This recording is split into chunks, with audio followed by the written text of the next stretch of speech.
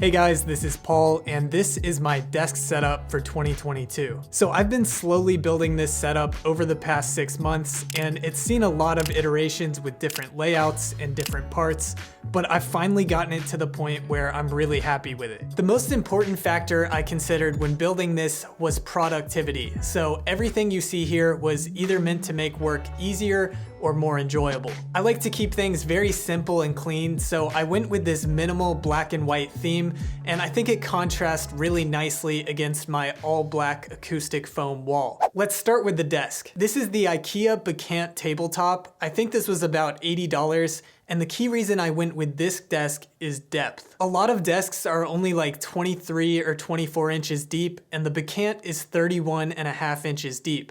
So that gives me so much more room to work with. It's 63 inches wide, and I think that's just about perfect for me. This is also my very first standing desk, and I went with the autonomous desk frame. And this isn't the cheapest standing desk frame. I think it was almost $350 at the time I purchased it. But I wanted to see if the standing desk hype was really worth it. And I have to say, I've really been enjoying it so far. I don't use it quite as much as I expected, and it's not like I'm working for 3 hours continuously while standing the whole time. But during longer work sessions, it's really nice to be able to just press a button, stand up and stretch out my legs without having to step away from the work. But most of the time I'm sitting in my Herman Miller Aeron chair, and I found this chair used on Craigslist for $300. Now this is the original model and it is fairly old, but it's still super comfortable and feels great to use for long periods of time. And really quickly, for those interested in how to cable manage with a standing desk, I think this is the best way to do it. I've got a surge protector plugged into the wall and I velcroed that to the bottom of the desk. And all my cables are fed through the IKEA Signum cable management system, which was just drilled into the desk. So now whether I'm sitting or standing, I can really only see the single cable to the surge protector. Not too bad. To the left of the desk, I have an IKEA Alex drawer unit, which holds some desk supplies, extra hard drives, stuff like that. But on top of the Alex, I like to keep a mini notebook and a pen. And as much as I love technology, I still feel that there's a place for things like this, just to jot down an idea or write something out on paper. Now for the exciting part, the stuff that's actually on the desk. And let's start with the powerhouse of the setup, the base model 14-inch MacBook Pro. I just made a full review of this guy a couple weeks ago, so check that out if you want to hear my full thoughts.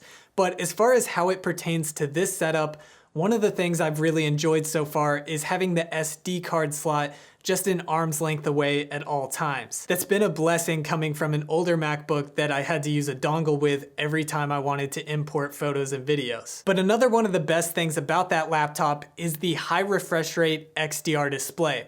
And I knew I didn't want to lose that as part of the setup. So that's when I got the idea to have these stacked displays with the MacBook on the bottom and my monitor up top. And I really like this setup so far. The majority of the time, I am just using my primary display, but whenever I need extra screen real estate, the MacBook is there for me. One thing I didn't consider about using stacked displays is that it makes using the dock a little bit weird because it's right in the middle of the two displays. So I had to switch my dock to the left-hand side, which took some getting used to, but I think it's worth it. And another benefit of having the MacBook right in front of me is that I still get access to that Touch ID button. And I can use that for unlocking the computer, signing into different websites, and making purchases on the App Store. And my monitor above the MacBook is the LG 27MU88 display. And this model is actually a few years old and discontinued at this point, so I'll link a similar monitor in the description below. This monitor has USB-C connectivity that's pretty much a must-have for this MacBook setup, so I can just connect and charge my MacBook with one cable. It's super convenient. And it also has USB 3.0 ports on the back, which I use to connect things like my mouse receiver and my audio interface. So I'm happy with this monitor. I think it looks good enough for me, but it is probably the next part of this setup to be upgraded because I've had it for over 3 years at this point. So if you have any recommendations for monitors you think would work well with this MacBook setup, let me know in the comments. Then we have one of the newest additions to my setup, the BenQ Screenbar Halo. Full disclosure, BenQ did send this to me to talk about in this video, but they didn't compensate me in any other way, and they didn't get any input as to what I say about it. So this is basically like a desk lamp that just sits right on top of your monitor, and it casts this nice top-down lighting very evenly across the desk without getting reflections back on the monitor, which might happen with traditional desk lamps. All the settings are controlled through this wireless touch wheel, so you can adjust things like color temperature, brightness, and you can save your favorite settings to a preset so you can return to them with just one tap. I like to keep it on cooler tones during the day, and then at night I switch to my warmer preset that's easier on the eyes. There's even an ambient sensor which allows you to automatically match the light settings to the light in your surrounding environment. And since it's right on top of the monitor, it saves a lot of valuable desk space. Another way I found to save desk space is by using a VESA mount, and I went with the Ergotron LX. Now this is on the higher price end of monitor stands. It's almost $200 and probably overkill for the monitor that I'm using. That being said, it's very high quality and sturdy.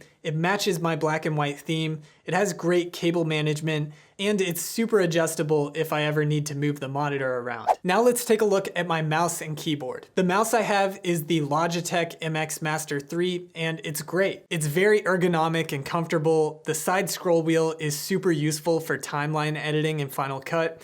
It has excellent battery life, and it's just an all-around solid mouse. And my keyboard is the ultra popular Keychron K2 with Gatoron red switches. Now this is my first wireless mechanical keyboard I've used, and it's pretty nice. I like the way it feels to type on it, I like the sound it makes, and the battery life has been great so far. The only thing I don't like is that it takes about 5 to 10 seconds to connect to my laptop over Bluetooth, so that can get kind of annoying. I also wish it came with an alternate gray escape key. It has that classic orange key, which is great for their branding, but a little out of place in this setup. Now, I'm a big fan of my mouse pad. It's this extra large 32 by 16 inch mat with a non-slip base.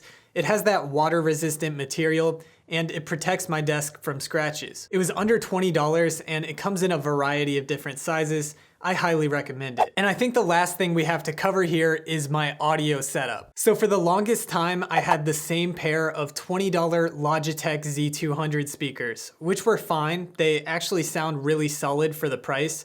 But when rebuilding my whole setup, I was really curious to see what I was missing out on in terms of audio quality. So I decided to splurge a bit on the Yamaha HS5 studio monitors. They're about $200 each, so quite a big jump from the Z200s, but they sound awesome. I love listening to music with them, and when it comes to editing audio for my videos, which I've been trying to get better at recently, I feel like I'm getting a very accurate sound out of them. They're sitting on these Stage Geek metal speaker stands, which just raise them up off the desk to prevent vibration and provide a more optimal angle towards my ears. The speakers connect to my Scarlett Solo audio interface, and I use this mainly for volume control. Unfortunately, the Scarlett Solo only comes in its iconic red color, so I decided to take the housing off and plasti dip it white to match the rest of the setup, and I think it turned out great. So I've been super happy with how this whole setup came together. It really makes me appreciate having a clean and comfortable place to work.